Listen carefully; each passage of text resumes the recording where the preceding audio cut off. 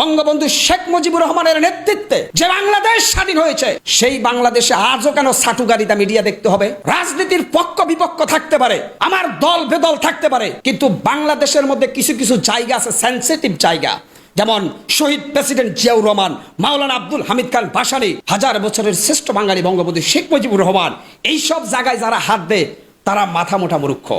আরে ভাই, আপনি চাইলেই কি বঙ্গবন্ধুর মতো নেতা হতে পারবেন? আপনি চাইলেই কি জিয়াউর রহমানের মতো নেতা হতে পারবেন? আপনি চাইলেই কি হোসেন শহীদ সরওয়ার্দীর মতো নেতা হতে পারবেন? আপনি চাইলেই কি তাজউদ্দিনের মতো নেতা হতে পারবেন? তাহলে আপনারা কেন জাতীয় নেতাদের অপমান করতেছেন? আপনারা কেন স্বাধীনতার স্থপতি যারা, তাদেরকে ছোট করতেছেন? আপনাদের হাতে কি দেশ নিরাপদ? বাংলাদেশের যারা জন্ম দিয়েছে তারা আজকে পৃথিবীতে নেই, তারা হত্যার শিকার হয়েছে বা তারা ষড়যন্ত্রের শিকার হয়েছে, কিন্তু কিয়ামত পর্যন্ত তাদের ইতিহাস স্বর্ণাক্ষরে লিখা থাকবে। এটা হচ্ছে সত্য কথা, এটা হচ্ছে দেশপ্রেমের কথা। আমি চাইলে শেখ মুজিবকে গালি দিয়ে দিলাম, বঙ্গবন্ধুকে গালি দিয়ে দিলাম, আমি চাইলে জিয়া রহমানকে গালি দিয়ে দিলাম, এতে করে আমি আমার বংশের পরিচয় প্রকাশ করছি। ব্যবহার বংশের পরিচয়। যারা বড় নেতাদের সম্মান দিতে পারে না, তারা রাজনীতি করার অধিকার রাখে না, তারা টুকাই। আরে ভাই, আপনি শেখ মুজিবকে গালি দিয়ে কি প্রমাণ করতে চান? আপনি জিয়াউর রহমান, মাওলানা আব্দুল হামিদ খান ভাসানীকে গালি দিয়ে আপনি কি নিজের নেতা বানাইতে চান? নেতা কি এত সোজা?